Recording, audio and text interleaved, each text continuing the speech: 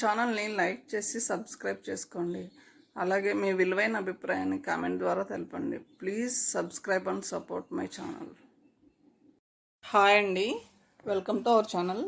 నేను ఇప్పుడు చదివి వినిపించబోయే కథ యండమూరి వీరేంద్రనాథ్ గారు రచించిన జేయం అనే నవలను ఈరోజు మీ ముందుకు తీసుకురాబోతున్నాను. ఇప్పుడైతే కథలోనికి వెళ్దామా? కథలోనికి వెళ్ళే ముందు స్మాల్ రిక్వెస్ట్ ఫ్రెండ్స్, మొదటిసారిగా నా వీడియోని చూస్తున్నవారు ప్లీజ్ సబ్స్క్రైబ్ చేసుకుని చూడండి. అలాగే మీ ఫ్రెండ్స్కి కూడా షేర్ చేయండి. లైక్ చేయడం మర్చిపోకండి. ఇప్పుడైతే కథలోనికి వెళ్దాం.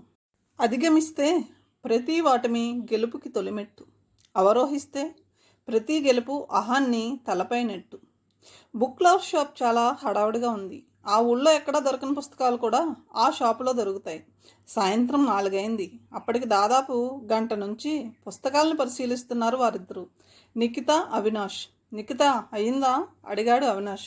ఆ అమ్మాయి తను సెలెక్ట్ చేసుకున్న 3 పుస్తకాలని తీసుకుని కౌంటర్ దగ్గరకు వచ్చింది. పుస్తకం పేరు హౌ టు అచీవ్ సక్సెస్.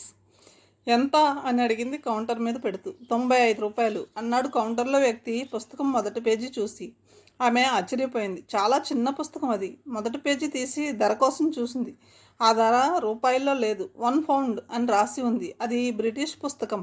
ఇదేమిటి, దీని మీద 1 పౌండ్ అని ఉంది కదా అడిగిందామె.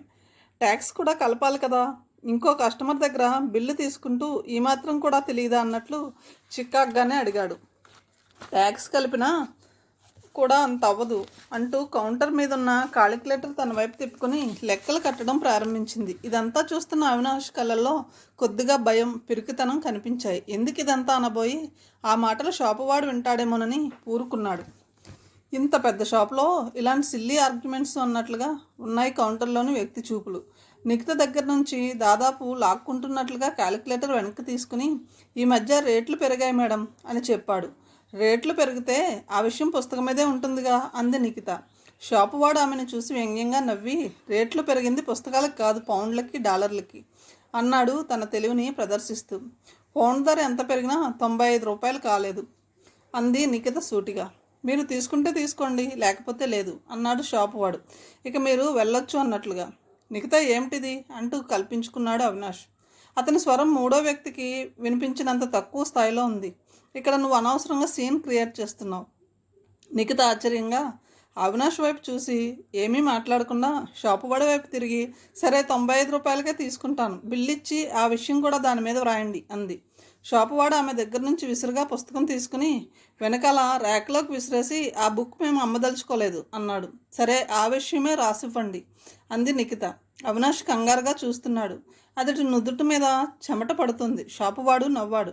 ఇక్కడ మేము ఏ ఏ పుస్తకాలు అమ్ముతామో, ఏవి అమ్మమో ఇవన్నీ అడిగిన వాళ్ళందరికీ వ్రాసి ఇవ్వాల్సిన అవసరం మాకు లేదు అన్నాడు.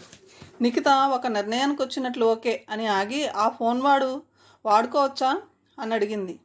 అనుమానంగా షాపువాడు ఎక్కడికి చేస్తారు అన్నాడు. మీ దగ్గర ఫోన్ వాడినప్పుడు ఎక్కడికి చేస్తారో ఎవరికి చేస్తారో చెప్పవలసిన అవసరం మాకు లేదనుకుంటాను అని అతని మాట తిప్పికొడుతూ, కావాలంటే ఇదిగో ఫోన్ కోసం 2 రూపాయలు తీసుకోండి అని అతడి సమాధానం కోసం వేచి ఉండకుండా నెంబర్ డయల్ చేయసాగింది. ఏ నెంబర్ అది, ఎక్కడికి చేస్తున్నారు? ఆ వ్యక్తి గొంతులో ఈసారి కొంచెం కంగారు ధ్వనించింది. Prevention of foreign exchange irregularities ఆఫీస్కి అందామె సీరియస్గా. మీరు విదేశీ మార్గంలో మోసం చేస్తున్నారు అని ఫిర్యాదు చేయడానికి. షాపువాడు వంగి ర్యాక్లో నుంచి ఆ పుస్తకం తీసిస్తూ, వద్దులేండి మేడం, గొడవ ఎందుకు, ఈ పుస్తకం తీసుకోండి అంటూ 60 రూపాయలకి బిల్లు రాసిచ్చాడు. నిఖిత పెదవుల మీద సన్నని చిరునవ్వు కదలాడింది. వారగా అవినాష్ వైపు చూసింది. ఇప్పటికీ అవినాష్ తేరుకున్నట్లుగా కనపడ్డాడు. ఇద్దరూ పుస్తకం తీసుకుని బయటకు వచ్చారు. భలే చేసావు నిఖిత, నిజంగా నువ్వెంత ధైర్యంగా వాదిస్తావని నేను అనుకోలేదు అన్నాడు అవినాష్. నిఖిత మాట్లాడలేదు, నవ్వి ఊరుకుంది. ఏం పుస్తకం అది ఇంతకీ అడిగాడు అవినాష్. ఆమె బ్యాగ్లోంచి పెన్ను తీసి ఆ పుస్తకం మీద ప్రేమతో అవినాష్కి అని రాసింది. ఆ పుస్తకం అతనికి ఇస్తూ, దీన్ని చదువు అవినాష్, ఇది నీకు చాలా అవసరం. ఈ పుస్తకం నువ్వు ఎంత తొందరగా చదివితే అంత మంచిది అంది. అతను ఆ పుస్తకం తీసుకుని అట్ట మీద పేరు చూశాడు, హౌ టు అచీవ్ సక్సెస్. అతడి మొహం వాడిపోయింది. ఎగతాళి పట్టిస్తున్నావా అని అడిగాడు. నిఖిత అతనికి క్షమాపణ చెప్పే ప్రయత్నం ఏమీ చేయలేదు. నిన్ను నువ్వు తెలుసుకునే ప్రయత్నం చేయమంటున్నాను అని అంది. ఆమె స్వరంలో కమిట్మెంట్ కనపడింది. మనం ఈ పుస్తకాన్ని కొంటూ కూడా ఒక చిన్న అన్యాయాన్ని ఎదుర్కొనే శక్తిని సంపాదించుకోలేకపోతే ఎందుకు ఇంకా మనకి చదువులు, పుస్తకాలు, సాహిత్యం? మనకి అచీవ్మెంట్ అన్నది అసలు ఈ జన్మకి రాదు. అవినాష్ అప్పటికి బాగా తేరుకున్నాడు. అతడు కూడా నవ్వేశాడు. థ్యాంక్ యూ అన్నాడు పుస్తకం అందుకుంటూ. నీకో విషయం చెప్పనా అంది నవ్వుతూ. ఏమిటి అన్నాడు. Prevention of fire and irregularities అన్న ఆఫీస్ లేదసలు. బయట సన్నగా వర్షం పడుతోంది. ఎండ కూడా అలాగే ఉంది. ఎండ వెలుగులో వర్షం దారులుగా పడుతూ ఉంటే చూడ్డానికి గమ్మత్తుగా ఉంది. జీవితంలాగే పొంతనలేని అనుభవాల కలయిక. షాప్లోంచి బయటకు వచ్చిన నిఖిత, అవినాష్లు మెట్ల మీద నిలబడి ఉన్నారు. వర్షం తుంపర్లుగా పడుతుంటే ఒక అవ్యక్త అనుభూతిని పొందుతూ నిఖిత మేఘాల కేసు చూస్తుంది. అనుకోకుండా దూరంగా ఒక లోనా వచ్చి ఆగింది. లోనా స్టాండ్ వేస్తున్న అమ్మాయిని చూసిన నిఖిత అవినాష్ వైపు తిరిగి ఆ అమ్మాయిని గుర్తుపట్టావా అని అడిగింది. అతడికి ఎక్కడో చూసినట్టే ఉంది కానీ పూర్తి స్ఫురణకు రావట్లేదు. నిఖిత ఈ లోపల దాత్రి అని గట్టిగా కేకవేసింది. ఇంకో షాప్ మెట్ల మీదకు చేరగబోతున్న దాత్రి ఆ పిలుపుకి వర్షంలో తడుస్తూ పరిగెత్తుకుంటూ వాళ్ళ దగ్గరికి వచ్చి, నిక్కి నువ్వేనా అంది సంతోషంగా. అవును నేనే. అమ్మ వాళ్ళు బాగున్నారా? ఏం చేస్తున్నావు? అంతా బాగానే ఉన్నారు. నేను ఇంకా డిగ్రీ ఫైనల్లోనే ఉన్నాను. నీ విషయం ఏమిటి? మీ రాము ఏం చేస్తున్నాడు అని అడిగింది దాత్రి గబగబా. నిఖితకి నవ్వొచ్చింది. నీ తొందర ఏమాత్రం తగ్గలేదు సుమా అంటూ తన గురించి చెప్పింది. డిగ్రీ అవగానే నాకు ఉద్యోగం వచ్చింది. ఐటీసీలో చేస్తున్నాను. రాము డిగ్రీ పూర్తి చేసి చార్టర్డ్ అకౌంటెన్సీ చేస్తున్నాడు. ఇదిగో ఈ అబ్బాయిని గుర్తుపట్టావా? అవినాష్ ఇంజనీరింగ్ MBA అయ్యి ప్రస్తుతం అల్విన్లో ఉన్నాడు. దాత్రి ఒక క్షణం అవినాష్ వైపు తేరుపారా చూసింది. పాత స్మృతులు పుటలలోంచి ఒక జ్ఞాపకాన్ని బయటికి తీస్తున్నట్లు ఆమె మొహం నెమ్మదిగా విచ్చుకుంటుంది. ఓ పిపి అని అరిచింది. పిపి అంటే ఆ రోజుల్లో పుస్తకాల పురుగు అని వాళ్ళు పెట్టుకున్న ముద్దు పేరన్నమాట. దాత్రి మొహంలో ఆనందం స్ఫుటంగా కనిపిస్తుంది. అవినాష్ ఎన్ని రోజులైంది నిన్ను చూసి అంది ఉద్వేగంగా. కొంచెంసేపు వాళ్ళు వర్షాన్ని చూస్తూ మాట్లాడుకున్నారు. ఈ లోపల నిఖిత అన్నట్లు నీ పేరు ఏ రోజైనా పేపర్లో ఒక టెన్నిస్ ప్లేయర్గానో ఒక డాన్సర్గానో వస్తుందని అనుకుంటూ ఉంటాను అంది దాత్రితో. అప్పటి వరకు నవ్వుతూ మాట్లాడుతున్న దాత్రి మొహంలో కొంచెం విషాదరేఖ అస్పృష్టంగా కనిపించింది. అంత గొప్ప పేరేం తెచ్చుకోలేదులే అంది. అలా కాలనీకి వెళ్దాం రారాదు? అందరూ నీ గురించి ఎప్పుడూ జ్ఞాపకం చేసుకుంటూ ఉంటారు. నీకు వేరే పని లేకపోతే ఇప్పుడే వెళ్దాం అంది నిఖిత. దాత్రి కంఠంలో ఒక వ్యాసిలేటింగ్ ఫీలింగ్. నాకంటూ ఎప్పుడు ఏమీ పనులుండవు. అన్నీ నేను మా మమ్మీ డాడీల కోసమే చేస్తాను. పద, ఈరోజు నా సంతోషం కోసం మొదటిసారి కొన్ని గంటల పాటు గడుపుతాను అంది ఫిలాసఫిక్గా. ఈలోపు వర్షం తగ్గింది. నేను వెళ్తాను అని అవినాష్ అక్కడి నుంచి మరోవైపుకి వెళ్ళిపోయాడు. దాత్రి లోనా మీద వాళ్ళు నిఖిత ఉంటున్న కాలనీ చేరుకున్నారు. ఆ కాలనీ చేరుకోగానే దాత్రి మనసు నిండా అలలుగా జ్ఞాపకాల పొరల్లోంచి గతానుభవాల గుర్తులు బయటికి రాసాగాయి. 12 ఏళ్ల వయసు వచ్చే వరకు ఆమె ఆ కాలనీలోనే తిరిగింది. ఆ కాలనీ చాలా చిన్నది. 50 ఇళ్ళుంటాయి. అప్పుడు లేవు కానీ ఈ మధ్య కొన్ని ఇళ్లకు పై అంతస్తులు లేచాయి. పెద్దగా మార్పులు లేవు. కాలనీ మధ్యలో చిన్న పార్క్ ఉంది. అక్కడే ఆడుకునేవారు పిల్లలందరూ. దాత్రి చివరిసారిగా చూసినప్పుడు చిన్న చిన్న చిగుర్లు తొడుకుతున్న మొక్కలన్నీ ఇప్పుడు పెద్ద పెద్ద వృక్షాలైపోయాయి. వృక్షాలకి అనుభవాలు ఉండవు. కాలం వాటిని శాసిస్తుంది. మనుషులను కాలంతో పాటు అనుభవాలు కూడా శాసిస్తాయి. తల్లి కడుపులో పెరుగుతున్న శిశువు నుదుటి కన్నా స్వచ్ఛమైంది ఈ ప్రపంచంలో మరేదీ లేదు. బ్రహ్మ కూడా అప్పటికి ఆ నుదుటి మీద రాత వ్రాసి ఉండడు. పుట్టని పాప నుదురులాగే పెరిగే పిల్లల మనసు కూడా స్వచ్ఛమైనదే. పిల్లల భవిష్యత్తును నుదుటి మీద బ్రహ్మ రాస్తే మనసు మీద పెద్దలు రాస్తారు. బ్రహ్మ రాసిన నుదుటి గీతైనా మారుతుందేమో కానీ మనసు మీద పెద్దలు గీసిన గీతల ప్రభావం మాత్రం జీవితాంతం పోదు. ఒకప్పుడు చిన్న మొక్కలన్నీ ఇప్పుడు జీవితంలో సంతృప్తికరంగా స్థిరపడ్డ వ్యక్తుల్లాగా తమ అస్తిత్వాన్ని వ్యక్తిత్వాన్ని నిలబెట్టుకుంటున్న టీవీగా నిలబడ్డాయి. కానీ అక్కడ పుట్టి పెరిగిన పిల్లలు ఈనాడు ఏ స్థితిలో ఉన్నారు? ఎలా చెదిరిపోయారు? ఆ చెట్లకే నోళ్ళుంటే ఎన్నెన్ని కథలు చెప్తాయో. 15 ఏళ్ల క్రితం లాల్ బహదూర్ స్టేడియం స్కూల్ పిల్లలతో నిండిపోయి ఉంది. పెవిలియన్లో ముఖ్యమంత్రి, విద్యామంత్రే కాకుండా ఎంతోమంది ప్రముఖులు కూర్చొని ఉన్నారు. అందరి దృష్టి స్టేడియం మధ్య ఆట స్థలంలో నిలబడ్డ పిల్లల మీదే ఉంది. బారులు తీరి నిలబడ్డ పిల్లల వెనక చివరగా ఒంటరిగా ధీమాగా నిలబడి ఉన్నాడు అవినాష్. ధన్ ధన్ ధన్ అంటూ డ్రమ్స్ లయబద్ధంగా మోగుతున్నాయి.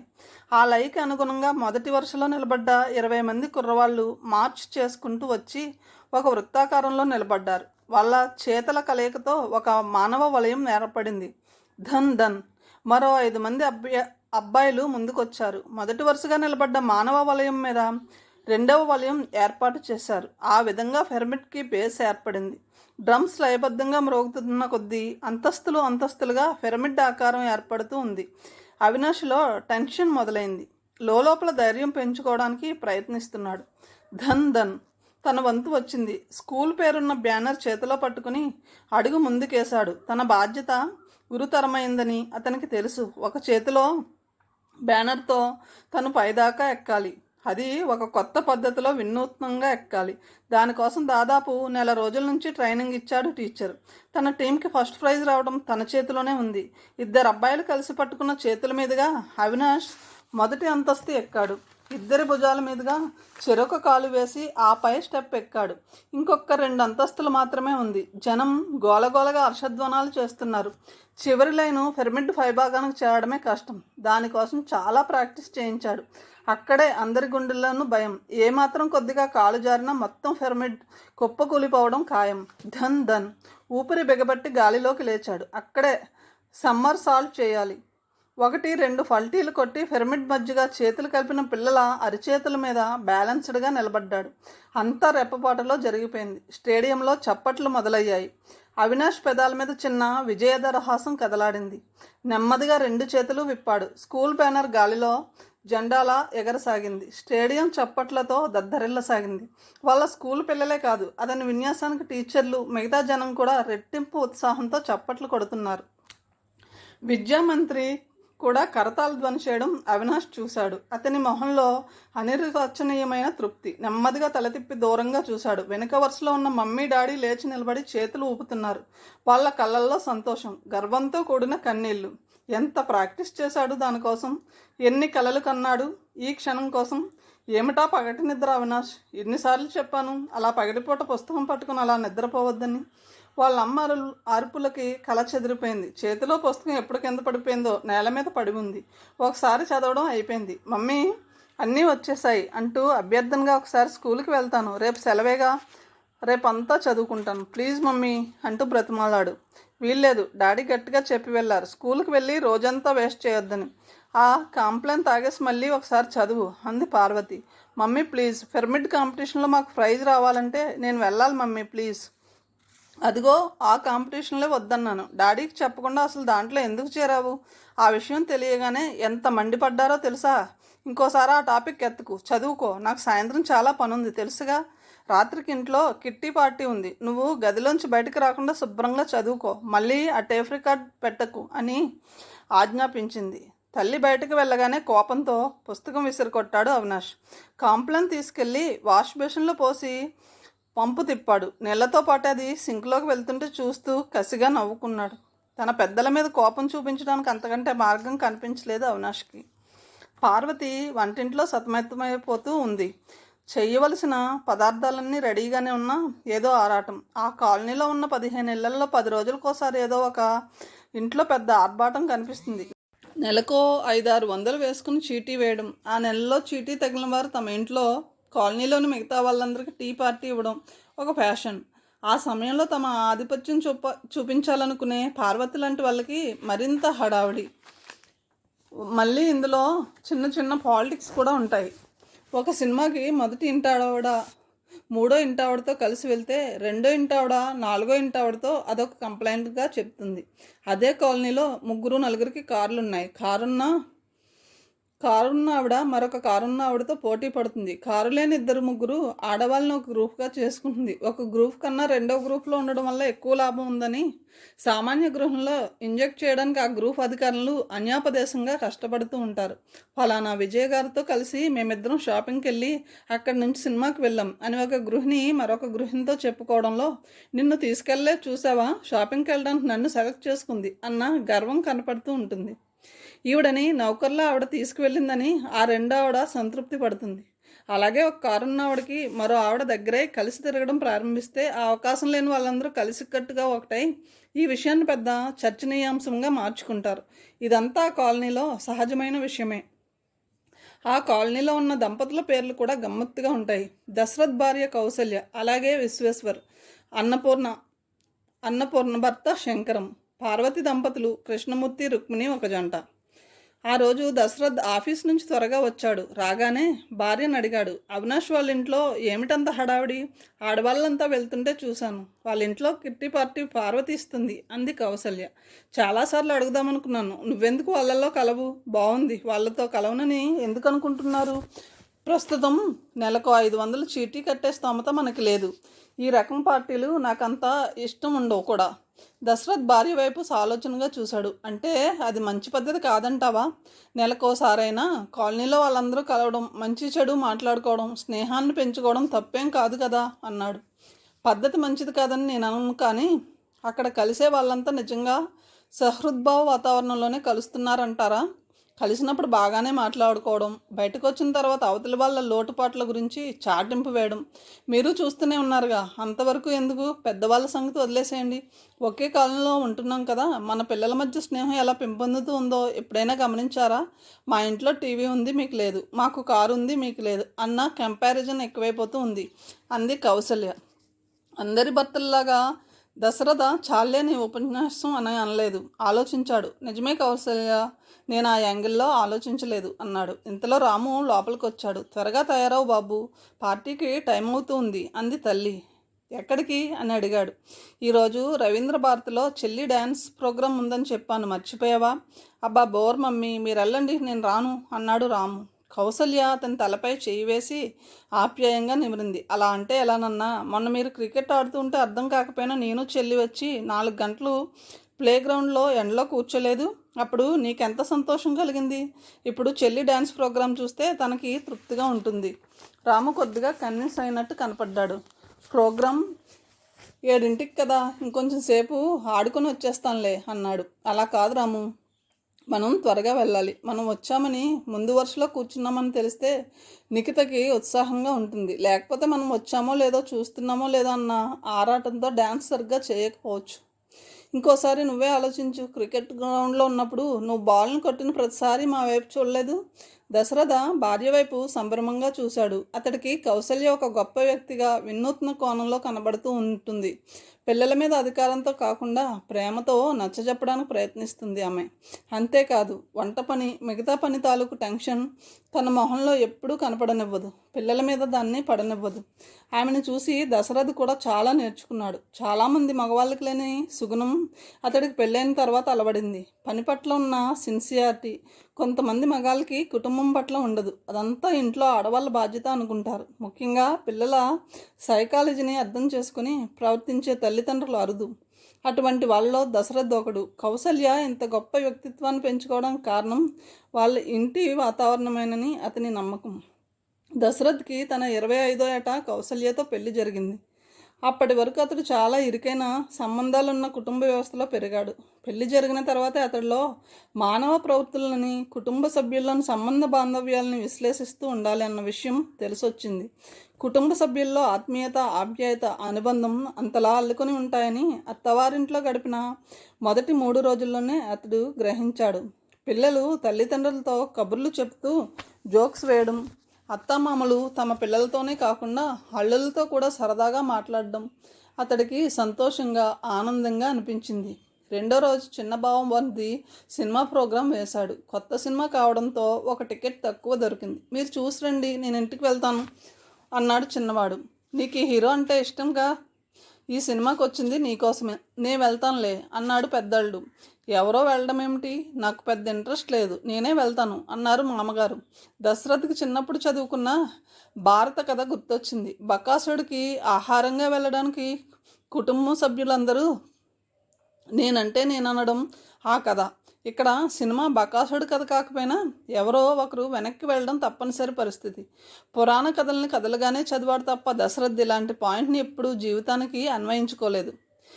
నేను ఎక్కువ సినిమాలు చూడను, మీరంతా చూసిరండి అన్నాడు. జీవితంలో తనంతటి తానుగా అంత కలుపుగోలుగా మాట్లాడడం అతడికి అది మొదటిసారి. ఆ మాట తను ఎంత మనస్ఫూర్తిగా అన్నాడో తలుచుకుంటుంటే అతడికి ఆశ్చర్యం అనిపించింది. చివరికి మామగారి మాటే నెగ్గింది. ఆయన ఇంటికి వెళ్ళిపోయారు. అంతేకాదు, సినిమా చూసి వచ్చేసరికి అందరికీ ఆయనే వంట కూడా చేసేశాడు. ఫ్లాస్క్లో పోసి ఉంచిన టీని స్వయంగా కప్పుల్లో పోసి అందించాడు. తనకిచ్చిన టీలో అల్లం రుచి గమనించి ఆశ్చర్యంతో పాటు సంతోషంతో కంటనీరు తిరిగింది దశరథ్కి.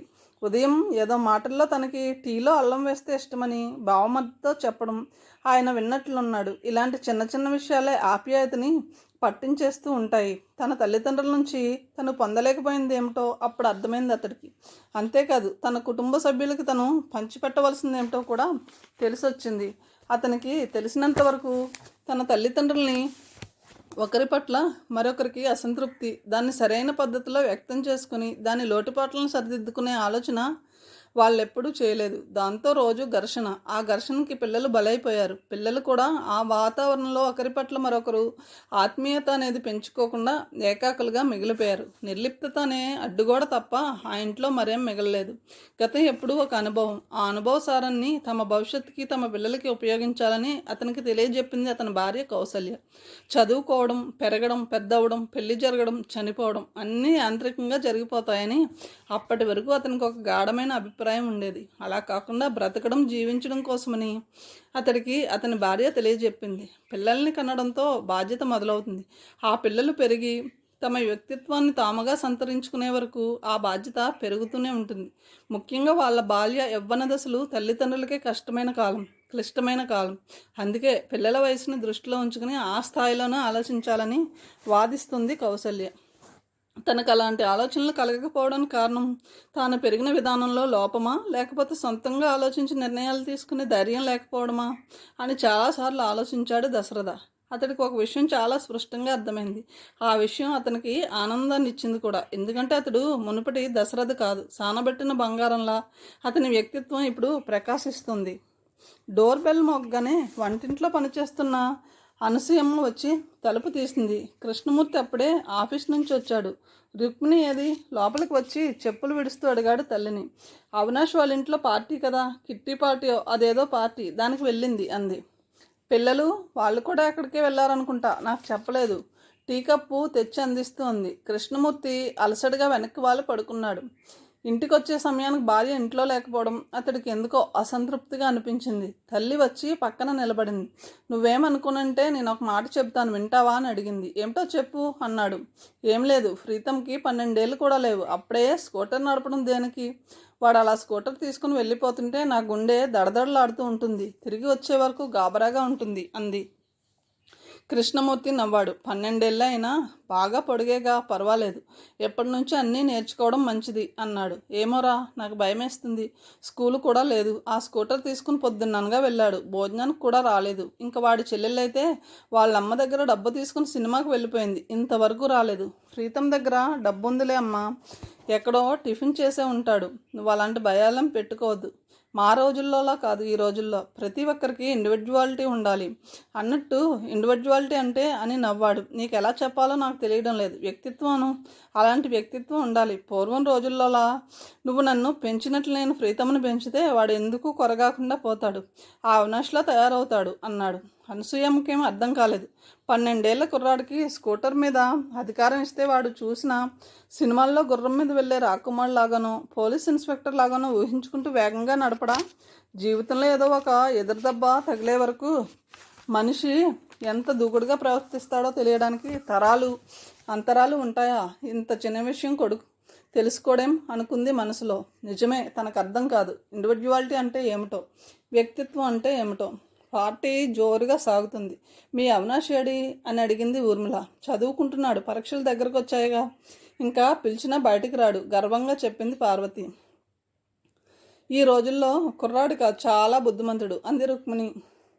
అదే రుక్మిణి మళ్ళీ 10 మందిలోకి వెళ్ళి వాడొత్తా పప్పు సుద్ద అమ్మకూచి ఇంట్లోంచి బయటకు రావడానికి భయం అని చెప్పినా ఆశ్చర్యపోనక్కర్లేదు. మీ పిల్లల్ని తీసుకురాలేదేం అడిగింది పార్వతి. వాళ్ళు నాతో వస్తారా? ప్రీతం స్కూటర్ తీసుకుని వాళ్ళ ఫ్రెండ్ దగ్గరికి వెళ్ళాడు. వరుదిని మ్యాట్నీకి వెళ్ళింది గర్వంగా చెప్పింది రుక్మిణి. తన పిల్లల గురించి ఎంత గర్వంగా చెప్తుందో. పాపం అసలు కంట్రోల్ లేదు, విచ్చలవిడిగా తిరుగుతారు. పైకి చెప్పుకోలేక ఈ గర్వం అనుకున్నారు అక్కడున్న చాలామంది. మనసులో పైకి మాత్రం ఆ పిల్లల ధైర్యాన్ని పొగిడారు. పార్టీ మరింత జోరందుకుంది. మంగ అందరికీ మంచినీళ్ళు అందించడానికి సతమతమైపోతూ ఉంది. మంగకి 8 ఏళ్ళు ఉంటాయి. పని మనిషి కూతురు. ఆమెతో పాటు ఆ ఇంట్లో చిన్న చిన్న పనులు చేస్తూ ఉంటుంది. పని మనిషికి ఆరోగ్యం బాగా లేకపోవడంతో ఆ రోజు పనంతా దాని నెత్తినే పడింది. ఉదయం నుంచి ఇల్లు సర్దడం, గ్లాసులు అవి తోమడం లాంటి పనులతో దాని ఒళ్ళు హోనమైపోయింది. ఆ పిల్ల వయసు ఎంతని? ఒకవైపు ఆకలి, మరొక వైపు నిద్ర ఆపుకుంటూ మంగ పని చేసుకుపోతుంది. అవును, మీ దాత్రి డ్యాన్స్ చేస్తుందటగా అడిగారు ఎవరు. డ్యాన్సే కాదు, సంగీతం కూడా, టెన్నిస్ కూడా పంపిస్తున్నాం. ఏదమ్మా? దాత్రి వరవీణ మృదుపాని పాడు చెప్పింది తల్లి. దాత్రి పాట పాడింది. తర్వాత డాన్స్ చేయమని చెప్పింది తల్లి. చాలా అలసటగా ఉంది ఆ పిల్లకి. నిద్రపోవాలనుంది. మమ్మీ ఇంటికి వెళ్ళిపోతాను మమ్మీ అంది మెల్లగా. అప్పుడేం? ఏం నిద్ర? పిల్లలందరూ చూడు ఎలా ఆడుకుంటున్నారో. ఇక్కడి నుంచి మనం ఇంకో ఆంటీ వాళ్ళ ఇంటికి వెళ్ళాలి. వాళ్ళ మ్యారేజ్ డే కదా అంది తల్లి. నేను రాను మమ్మీ, ఇంటికి వెళ్ళిపోతాను గారంగా అంది దాత్రి. తప్ప అలా అనకూడదు. ఆంటీలందరూ నీ డ్యాన్స్ చూడాలని అనుకుంటున్నారు అంది తల్లి. నిజానికి అక్కడ ఉన్న వాళ్ళు ఎవరు? దాత్రి డ్యాన్స్ చూడాలని ఇంట్రెస్ట్ చూపించలేదు. కొంతమంది ఒక మూల చేసి చీరల గురించి నగల గురించి మాట్లాడుకుంటున్నారు. దాత్రి మాట్లాడలేదు. ఆ రోజు సెలవైనా కూడా డ్యాన్స్ టెన్నిస్ ప్రాక్టీసులతో చాలా అలసిపోయింది. నిస్సత్తువుగా సోఫాలో వాలిపోయింది. అలా వాలడంలో అప్పుడే గ్లాస్ తీస్తున్న మంగ చేతికి తగలడం, ఆ గాజు గ్లాస్ కింద పడి ముక్కలవడం అంతా క్షణంలో జరిగిపోయింది. అరేరే అంటూ అందరూ లేచి జాగ్రత్తగా పక్కకు వెళ్ళిపోయారు. మంగని నమలి తినేసేలా చూసింది పార్వతి. అందరి ముందు కోపం ప్రదర్శించడం బాగుండదన్నట్టు కంఠంలోకి మర్దవన్ని తెచ్చుకుని, అంత ఓటి చేతులేమే, వెళ్ళి చీపురు తెచ్చి జాగ్రత్తగా గాజు ముక్కలు ఎత్తు, అసలే చిన్నపిల్లలున్నారు అంది. 8 ఏళ్ళ ఆ పాప కాళ్ళకి చెప్పులైనా లేకుండా ఆ గాజు పెంకుల మధ్య కూర్చుని ఎత్తడం, ఆ ఎత్తడంలో కోసుకుని రక్తం వస్తున్న వేలుని నోట్లో పెట్టుకోవడం అక్కడున్న ఎవ్వరూ గమనించలేదు. అక్కడున్న చిన్నపిల్లలందరూ ఆ మంగ కన్నా పెద్దవాళ్ళే. తమ పిల్లలు ఇంకా పెద్దలకి పసివాళ్లే. గోరుముద్దలు తినిపించినా తినడం చేతగాని పాపాయలు. హాల్లో ఈ విధమైన గొడవ జరుగుతుండగా అవినాష్ తన రూమ్లో కూర్చుని కిటికీలోంచి చీకటిలోకి చూస్తున్నాడు. అతడికి చదువు మీద అస్సలు ఏకాగ్రత కుదరడం లేదు. తన 7 పిల్లలంతా బయట హాల్లో కూర్చుని అల్లరి చేస్తుంటే, వాళ్ళ తల్లులు మాట్లాడుకుంటుంటే కుర్రాడికైనా చదువు మీద ఏకాగ్రత ఎలా నిలుస్తుంది?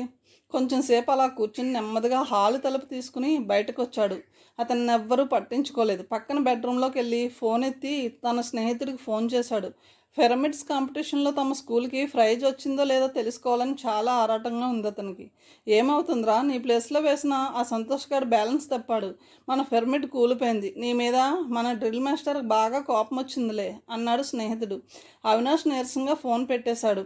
అతని కలల ఆశల పిరమిడ్ కూడా పేకమేడలా కూలిపోయింది. హాల్లోంచి తన రూమ్లోకి వెళ్తూ ఉండగా ఎవరో టీవీ పెట్టి రాదు అనడం వినిపించింది. అరే మర్చిపోయాను అంటూ వెళ్ళి ఆన్ చేసింది పార్వతి. టీవీ కొత్తగా వచ్చిన రోజులవి. చాలామంది ఇళ్లలో ఇంకా టీవీలు రాలేదు. తన ఇంట్లో ఉన్నది కలర్ టీవీ. ప్రోగ్రాం కలర్ది కాకపోయినా ఖరీదైన సెట్ చూపించుకోవాలని ఆమె ఆరాటం. ఈరోజు పండిట్ నెహ్రూ పుట్టినరోజు. దేశమంతా పిల్లల పండుగ చాలా ఘనంగా జరుపుకుంటున్నారు. దేశం నలుమూలల నుంచి చిల్డ్రన్స్ డే వివరాలు అందుతున్నాయి అని చెబుతున్నాడు వ్యాఖ్యాత. పిల్లలంతా టీవీని ఆసక్తిగా చూస్తున్నారు. 4 పిల్లలు పాడుతున్నారు. పండిత్ నెహ్రూ పుట్టినరోజు బాలలందరికీ పండగ రోజు. టీవీ స్క్రీన్ మీద నెహ్రూ మొహం కనబడుతుంది. అందులో ఆయన నవ్వుతున్నాడు. కానీ ఆ నవ్వు వెనుక విషాదం గురించి తెలియని వాళ్ళెవరూ అక్కడ లేరు. విశ్వేశ్వర్ అన్నపూర్ణలకు 2 పిల్లలు. మహతి పుట్టిన చాలా కాలానికి సుకుమార్ పుట్టాడు. మొదటి కూతురు మహతి పుట్టిన సంతోషమంతా ఆ దంపతులకి 3 నెలల్లోనే హరించుకుపోయింది. తర్వాత అయినా కొడుకు పుడతాడో లేదో అన్న బెంగ మొదలైంది. ఆ రోజుల్లోనే 2 సార్లు గర్భం రాగానే నాగపూర్ వెళ్ళి రహస్యంగా డిటర్మినేషన్ టెస్ట్ చేయించి ఆడపిల్ల అని తెలిసి అబార్షన్ చేయించుకుంది అన్నపూర్ణ. ముచ్చటగా 3వసారి కొడుకు అని కన్ఫర్మ్ అవడంతో వాడు కడుపులో ఉన్నప్పటి నుంచి అతి గారాభంగా పెంచసాగింది. 2 సార్లు అబార్షన్ అవడంతో ఆమె ఆరోగ్యం క్షీణించి సుకుమారంగానే పుట్టాడు. సుకుమార్కి పుట్టినప్పటి నుంచి అనారోగ్యం, దానికి తోడు అతి గారాభం. ఇంటికి వచ్చిన వాళ్ళందరికీ కొడుకు పుట్టడం కోసం ఎన్ని పూజలు చేసిందో, ఎన్ని మొక్కులు మొక్కుకుందో ఆమె చెబుతూ ఉంటుంది. ఈ రోజుల్లో కూడా కొడుకు వారసుడు అని అంతగా కోరుకునే తల్లిదండ్రులు ఉన్నారంటే ఆశ్చర్యంగా ఉంది. అందులోనూ అంత చదువుకున్న వాళ్ళు అన్నాడు దశరథ ఈ విషయం తెలిసి. మన కళ్ళెదుటే కనిపిస్తున్నారుగా, అయినా ఈ విషయంలో చదువుకున్న వాళ్ళు చదువులేని వాళ్ళు అన్న భేదం లేదు. తరతరాలుగా రక్తంలో జీర్ణించుకుపోయిన కొన్ని నమ్మకాలను వదలడానికి ఈ చదువులు పనికిరావు. సుకుమార్ ఒక పూట అన్నం సరిగ్గా తినకపోతే ఆ తల్లి కూడా తినదు. 2వ రోజు కాస్త జ్వరం వస్తే ఏడుస్తూ కూర్చుంటుంది అంది కౌసల్య. ఆ రోజు సుకుమార్ వాళ్ళ ఇంట్లో పుట్టినరోజు. డిన్నర్ పూర్తయి ఇంటికి వచ్చేసరికి 9 అయింది. దశరథ్ పిల్లలతో పాటు కూర్చుని రేడియోలో న్యూస్ వింటున్నాడు. కౌసల్య మర్నాడు ఉదయానికి పిల్లలకి కావాల్సిన స్కూల్ సరంజామా అంతా సర్ది పెడుతోంది. ప్రతిరోజు రాత్రి 9 నుంచి 10 గంటల వరకు ఆ దంపతులిద్దరూ పూర్తిగా పిల్లలతో గడుపుతారు. రేడియోలో న్యూస్ వినడం పట్ల పిల్లలకు అభిరుచి కలగజేశాడు దశరథ్. ఆ తర్వాత కాసేపు పాఠాల గురించి, ఇతర విషయాల గురించి మాట్లాడతాడు. ఆ పైన పిల్లలకి నిద్ర వచ్చే వరకు ఏవైనా కథలు చదివి వినిపిస్తాడు. అమ్మ మహతి ఇవాళ ఎందుకు ఏడ్చింది? ఉన్నట్టుంది అంది నిఖిత. తల్లి ఏదో చెప్పబోతుంటే నాకు తెలుసు ఎందుకు ఏడ్చిందో అన్నాడు రాము. ఆ సుకుమార్ కేక్ కట్ చేశాక వాళ్ళ మమ్మీకి డాడీకి ఇచ్చాడు కానీ అక్క మహతికి పెట్టలేదు అన్నాడు. చాలామంది ఉన్నారు కదా, మర్చిపోయి ఉంటాడు అని సర్ది చెప్పింది కౌసల్య. సుకుమార్ మర్చిపోతే వాళ్ళ మమ్మీ డాడీలకైనా గుర్తుండాలిగా అంది నిఖిత. వాళ్ళు కూడా హడావుడిలో ఉన్నారు కదమ్మా, ఇలాంటి చిన్న చిన్న పొరపాట్లు మామూలుగా జరుగుతూ ఉంటాయి అన్నాడు దశరథ్. రాము కొంచెం కోపంగా, ఎందుకు వాళ్ళని అలా సపోర్ట్ చేస్తావు? ఒక్క బిస్కెట్ ఉంటే మేమిద్దరం చెరిసగం పంచుకోవాలని చెప్తావుగా, మరి సుకుమార్ తప్పు చేస్తే మందలించకపోవడం వాళ్ళ తప్పు కదా అని అడిగాడు. తప్పే, కానీ కావాలని చేసి ఉండకపోవచ్చుగా అంది. సరే, అవినాష్ కనిపించలేదు, పార్టీకి రాలేదా? మాట మార్చింది కౌసల్య. వచ్చి త్వరగా వెళ్ళిపోయాడు. ట్యూషన్ ఉందట వాడికి, బాగా జ్వరంగా ఉంది. అయినా ట్యూషన్ మాండు. అవినాష్కి చదువు అంటే చాలా ఇష్టం, క్లాస్ ఫస్ట్ వస్తాట్టుగా, కానీ గేమ్స్ అంటే ఇంట్రెస్ట్ లేదనుకుంటాను అడిగాడు దశరథ్. ఎందుకు లేదు, ఉంది. పిరమిడ్స్లో బాగా చేస్తాడు. వాళ్ళ డాడీ వద్దన్నాడని ఆఖరి రోజు మానేశాడు. డ్రిల్ మాస్టర్ని తిట్టడం నేను చూశాను అన్నాడు రాము. ఆయనకు ముందుగా చెప్పకపోవడం తప్పు కాదా? బాగుంది. తప్ప స్కూల్లో ఏ గేమ్స్ ఆడాలో కూడా డాడీని అడిగి పర్మిషన్ తీసుకోవాలా అన్నాడు రాము చిత్రంగా చూస్తూ. కౌసల్య కలుగజేసుకుంటే అవినాష్కి చాలా త్వరగా జ్వరం వస్తూ ఉంటుంది, అందుకే వాళ్ళ పేరెంట్స్కి భయం అంది. అదేం కాదు అన్నాడు రాము, తనకు అసలు కారణం తెలుసు అన్నట్టుగా. ఇతరుల కోసం మనం ఎంతసేపు ఆలోచించుకోవడం అనవసరం రాము, పదైంది పడుకోండి అన్నాడు దశరథ్ ఆ గదిలో నుంచి బయటకు వస్తూ. పిల్లలిద్దరూ పడుకున్నారు. కౌసల్య అక్కడే ఉండిపోయింది. నిఖిత కాస్త కూల్గా ఉన్నట్లు ఆమె గమనించింది. పిల్లల్లో ఏమాత్రం చిన్న మార్పు వచ్చినా దాన్ని గమనించి పట్టుకోవడం చాలా కొద్ది మంది తల్లులకే సాధ్యం. ఆ కొద్ది మందిలో కౌసల్య ఒకరు. పడుకున్న 10 నిమిషాలకే రాము నిద్రపోయాడు. నిఖిత ఇంకా పక్క మీద దొర్లుతూ ఉంది. కౌసల్య అమ్మాయి తల మీద చేయి వేసి నెమ్మదిగా నిమ్మరసాగింది. అమ్మ, నేను ఒక మాట అడగనా? నిశ్శబ్దాన్ని చీలుస్తూ అడిగింది నిఖిత. ఏంటమ్మా? అడుగు, తల సవరిస్తోంది. మహతికి అన్నపూర్ణ ఆంటీ ఓన్ మదర్ కాదు కదా అన్నదా పాప. కౌసల్య అదిరిపడింది. నిక్కి, ఎందుకు నీకు అనుమానం వచ్చింది అని అడిగింది. 8 ఏళ్ల నిఖితలో ఏదో అంతర్మదనం సాగుతున్నట్లు కౌసల్య గమనించింది. ఓన్ మమ్మీ కాదు కాబట్టే మహతిని సరిగ్గా చూడడం లేదు. అవునా? సొంత తల్లి అయితే బాగా చూసుకుంటారట కదా, సౌతి తల్లే కష్టాలు పెడతారటగా. కౌసల్య మొహం వాడిపోయింది. అలా అని ఎవరు చెప్పారమ్మా అని అడిగింది. ఇందాక పార్టీలో సునీతక్క చెప్పింది. కౌసల్యకు బాగా కోపం వచ్చింది. సునీతకు 35 ఏళ్ళు ఉంటాయి. ఒక పాపని పక్కన కూర్చోబెట్టుకుని ఇలాంటి కబుర్లు చెప్తూ తప్పుడు భావాలు నూరిపోయడం ఎందుకో అర్థం కాలేదు. మహతి అన్నపూర్ణకి సొంత కూతురని సునీతకు తప్పకుండా తెలిసే ఉంటుంది. ఒక నిజానికి ఒక అబద్ధం అనే రంగు పొలమక్కపోతే అవతల వాళ్ళలో ఉత్సాహం కలగకపోవచ్చు. అందుకని ఇంత దారుణమైన అబద్ధాలు చెప్పనవసరం లేదు.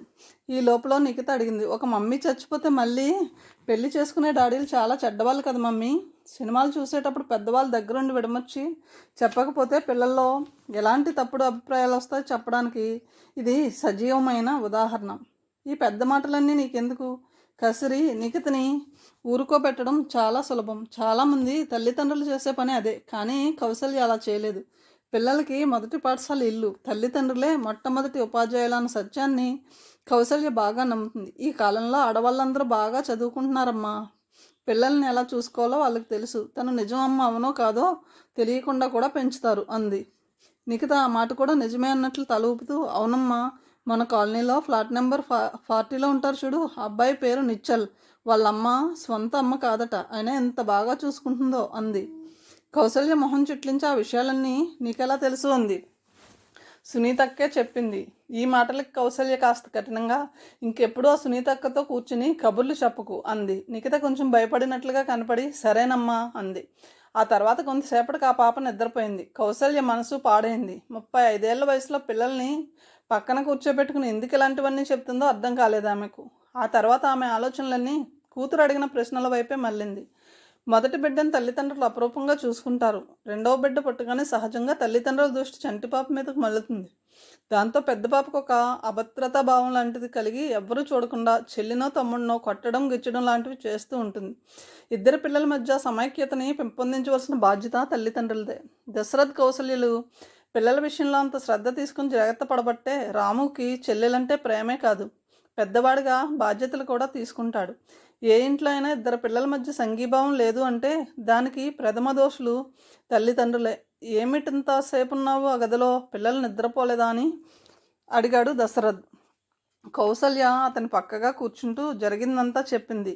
బ్రహ్మ ఆ పిల్లల నుదుటి మీద ఏమి రాశాడో తెలియదు కానీ ఈ తల్లిదండ్రులు మాత్రం ఆడది అని ముద్ర వేశారు. అన్నపూర్ణ అందరితో చెప్తూ ఉంటుంది, మా కులంలో చాలా కట్నాలు ఇవ్వాలి, బంగారం బాగా పెట్టాలి అని. ఆ పిల్లకి మంచి బట్టలు, ఆట బొమ్మలు అవి కొనడం వేస్ట్ అని అన్నపూర్ణ అభిప్రాయం. ఎంత ఎక్కువ కట్నం ఇస్తే అంత మంచి మొగుడిని కొనిపెట్టొచ్చు అని అనుకుంటారు వాళ్ళు. ఇప్పటి నుంచి ఆ పిల్ల తన సుఖాలన్నీ త్యాగం చేసుకుని డబ్బు కూడా పెట్టి పెద్ద కట్నం ఇస్తే ఆ వచ్చిన వ్యక్తి మంచివాడైతే అప్పటి నుంచి ఆడపిల్ల సుఖపడాలన్నమాట. అందువల్ల ఆ పాపకి ఏది కొనిపెట్టరు. ఎంత చేదు నిజం అంది కౌసల్య. సమాజంలో రోజు రోజుకి నైతిక విలువలు దిగజారిపోతున్నాయని వాపోయే వాళ్ళు కూడా తమ ఇంట్లోనే మారుతున్న విలువలను గ్రహించలేకపోతున్నారు. ఒక ఉద్యోగం చేసే కూతురు ఒక నెల 1000 రూపాయల జీతం ఇంటికి తీసుకొచ్చి ఏదైనా సొంతానికి ఖర్చు చేద్దామనుకుంటే వద్దమ్మా, పెళ్ళికి పనికొస్తుంది ఉంచు అని తల్లిదండ్రులు కేవలం ఆర్థికపరమైన ఇబ్బందుల వల్లే ఇలా అంటున్నారా? అందరూ పునరాలోచించుకోవాల్సిన ప్రశ్న ఇది. కంటికి ఎదురుగా కనిపిస్తున్న అన్యాయాన్ని గుర్తించకుండా ఉండడం బాధాకరమైన విషయం. దాన్ని ఎదిరించలేకపోవడం మరీ దారుణం. స్కూల్ బెల్ అయ్యి పిల్లలంతా వెళ్ళిపోయినా అవినాష్ క్లాస్లోంచి బయటికి రాలేదు. అతడికి ఒంటరిగా గడపాలనిపిస్తుంది. రిపబ్లిక్ పెరేడ్లో వస్తుందనుకున్న ఫస్ట్ ప్రైజ్ పోవడంతో దానికి అతనే కారణమని క్లాస్ పిల్లలందరికీ కోపం వచ్చింది. ఎవ్వరూ సరిగ్గా మాట్లాడడం లేదు. అందులోనూ ఆఖరి నిమిషంలో తండ్రి పర్మిషన్ ఇవ్వలేదంటే అందరూ నవ్వారు. డ్రిల్ మాస్టర్ అందరి ముందు చివాట్లు పెట్టాడు. అతనంటే ఎంతో ఇష్టపడే ఇంగ్లీష్ టీచర్ కూడా మందలించాడు. ఆ విషయం అవినాష్ని మరీ బాధ పెట్టింది. ఒక వారం రోజుల పాటు ఏ పాఠము అతని తలకెక్కలేదు. అప్పుడే మంత్లీ టెస్టులు అయ్యాయి. ఏం రాశాడో ఎలా రాశాడో అతడికే తెలియలేదు. ఆ రోజు ఆన్సర్ పేపర్లు ఇచ్చి పేరెంట్స్తో సంతకాలు చేయించి తీసుకురమ్మన్నారు. ఎప్పుడు ఫస్ట్ మార్క్ వచ్చే ఇంగ్లీషు లెక్కల్లో 3rd ర్యాంక్ వచ్చింది. మొత్తం మీద క్లాసులో 10వ వాడిగా వచ్చాడు. ఇంటికెళ్ళి తల్లిదండ్రులకి పేపర్లు చూపించడం ఎలా అనేది ప్రస్తుతం అతని భయం. అతడి గుండెల్లో దడ మొదలైంది. చాలాసేపు క్లాసులోనే కూర్చున్నాడు. తర్వాత బయటకు వచ్చాడు. స్కూల్ ఆవరణం అంతా నిర్మానుష్యంగా ఉంది. కాళ్ళు ఈడ్చుకుంటూ నడవసాగాడు. రోజు అతన్ని ఇంటికి తీసుకెళ్లే రిక్షా లేదు. రిక్షావాడు చూసి చూసి వెళ్ళిపోయాడు. అవినాష్ భయం రెట్టింపయింది. సిటీ బస్సులో పంపడం ఇష్టం లేక తండ్రి 150 రూపాయలకి రిక్షా కుదిర్చాడు. స్కూల్లో అవసరం ఉండదని ఆయన డబ్బులు కూడా ఇవ్వడు. మరో రిక్షాలో ఇంటికి వెళ్ళొచ్చన్న ఆలోచన కూడా అవినాష్కి రాలేదు. అతను ప్రస్తుతం చచ్చిపోవాలనుకుంటున్నాడు. చాలా రకాలుగా ఆలోచించాడు. రైలు కింద తలపెట్టినట్లు, అతడి శవం మీద తల్లిదండ్రులు పడి ఏడ్చినట్లు అతని ఊహలు సాగాయి. ఈ విధమైన ఆలోచనలు అతడికి ఒక రకమైన శాడిస్టిక్ సంతృప్తినిచ్చాయి. తన విలువ గుర్తించాలి అంటే తాను చచ్చిపోవాలి అనుకున్నాడు. అతడిలో కసి బయలుదేరింది. రైలు పట్టాల వైపు నడవసాగాడు. చాలా చిన్న చిన్న సంఘటనలు జీవితాన్ని మారుస్తాయి. అతడు అలాగే రైలు పట్టాల దగ్గరికి వెళ్ళి ఉంటే ఆఖరి నిమిషంలో అతడికి ప్రాణాల పట్ల ఇష్టం పోకుండా ఉండనట్టయితే అతడు ఆ సాయంత్రమే చచ్చిపోయి ఉండేవాడేమో. ఇంతలో ప్రీతం లోనా మీద వస్తూ అతన్ని చూసి ఆపాడు. హాయ్, ఏమిటిలా నడుచుకుంటూ వెళ్తున్నావు? రిక్షా రాలేదు అన్నాడు మెల్లిగా. అలాగా, కూర్చో, తీసుకెళ్తాను. ప్రీతం అంటే తన తల్లిదండ్రులకు మాత్రం సదభిప్రాయం లేదని అవినాష్కి తెలుసు. అతడితో మాట్లాడొద్దని తండ్రి చాలాసార్లు వార్నింగ్ ఇచ్చాడు కూడా. కానీ ఆ విషయం ప్రీతంతో చెప్పే ధైర్యం కూడా లేదు. ఏమిటి ఆలోచిస్తున్నావు? రావా అడిగాడు ప్రీతం అసహనంగా. వస్తాను, వెనక ఎక్కి కూర్చున్నాడు అవినాష్. కానీ ఇంటికి కాస్త దూరంలో దింపే. ప్రీతం నవ్వుతూ, ఏం లోనా ఎక్కితే భయమా, లేక మీ నాన్నగారు అమ్మగారు నాతో కలిసి చూస్తే తిడతారా అని అడిగాడు. అవినాష్ మాట్లాడలేదు. నువ్వు చాలా ఎదగాలోయ్ అన్నాడు ప్రీతం. దానికి కూడా అవినాష్ ఏం మాట్లాడలేదు. లోనా ఒక షాప్ ముందు ఆగింది. ఇదేంటి ఇక్కడ ఆపావు? కాస్త పనుందిలే, పద లోపలికి అన్నాడు ప్రీతం. ఇద్దరూ లోపలికి వెళ్ళారు. క్రికెట్ బ్యాట్, బాల్ సెట్ ఉందా అడిగాడు ప్రీతం షాపు వాడు లోపలికి వెళ్ళాడు. అంతలో కౌంటర్ మీద పెట్టి ఉన్న గేమ్స్లోంచి ఒకటి తీసి అవినాష్ బ్యాగ్లో పెట్టేశాడు ప్రీతం. ఏమిటిది భయంగా అడిగాడు అవినాష్. మాట్లాడుకు, తర్వాత చెప్తాను. షాపు వాడు బ్యాట్ తీసుకురావడంతో ఆ సంభాషణ అక్కడితో ఆగిపోయింది. అవినాష్ మొహం నిండా చెమటలు పట్టాయి. భయంగా అటు ఇటు చూస్తున్నాడు. గుండెల్లో దడగా ఉంది. షాపు వాడు అనుమానం వచ్చి తన బ్యాగ్ చెక్ చేస్తే తన బ్యాగ్లోనే అది ఉంది కాబట్టి తననే దొంగ అంటాడేమోనని అవినాష్ భయం. ఈ విషయం డాడీకి తెలిస్తే చంపేస్తాడు. షాప్ నుండి బయటకు వచ్చేంత వరకు అవినాష్ గుండె దడదడ కొట్టుకుంటూనే ఉంది. లోనా ఎక్కుతూ ప్రీతం అన్నాడు, పోయిన నెలలో గేమ్ ఒకటి కొన్నానోయ్, 75 రూపాయలు తీసుకున్నాడు. అదే వేరే షాప్లో అడిగితే 66 రూపాయలని చెప్పాడు. అందుకే ఇది చేశాను అంటూ గర్వంగా అవినాష్ బ్యాగ్లోంచి దాన్ని తీసి తన లోనా బ్యాగ్లో వేశాడు. లోన వీధి చివర ఆగింది. అవినాష్ భయపడ్డట్టే పార్వతి గేటు దగ్గర నుంచుని ఎదురు చూస్తుంది. ప్రీతం లోనా మీద నుంచి దిగడం చూడనే చూసింది. అవినాష్ బెరుగ్గా హాల్లోకి అడుగుపెట్టాడు. ఎందుకింత ఆలస్యం అయింది? హాల్లోకి అడుగు పెట్టగానే గద్దించింది. స్కూల్లో లేట్ అయింది, రిక్షావాడు కనిపించలేదు. అబద్ధాలు కూడా చెప్తున్నావా? రిక్షావాడు స్కూల్ దగ్గర చూసి వచ్చాడట. స్కూల్లో ఎగ్గొట్టి ఆ ప్రీతం గాడితో తిరుగుతున్నావు కదూ. ఎన్నిసార్లు చెప్పాను వాడితో మాట్లాడవద్దని. మీ డాడీని రాని చెప్తాను అంది కోపంగా. అవినాష్ భయంతో వణికిపోవడం ఆమెకి ఆనలేదు. అవినాష్ కళ్ళ వెంట నీళ్లు పెట్టుకుంటూ, నేను ఇప్పటి వరకు స్కూల్లోనే ఉన్నాను మమ్మీ. బయటకు వచ్చి చూస్తే రిక్షావాడు కనిపించలేదు. నడిచి వస్తుంటే దారిలో ప్రీతం కనిపించాడు. డ్రాప్ చేస్తానంటే వచ్చాను అన్నాడు. నువ్వు నాకేం చెప్పనక్కర్లేదు, అంతా డాడీకే చెప్పుకో అంది బాధ్యతారహితంగా. అవినాష్ నీరసంగా లోపలికి నడిచాడు. కథను ఇంతటితో ముగిస్తున్నాను. తిరిగి తర్వాయి భాగంతో కలుద్దాం. Thank you.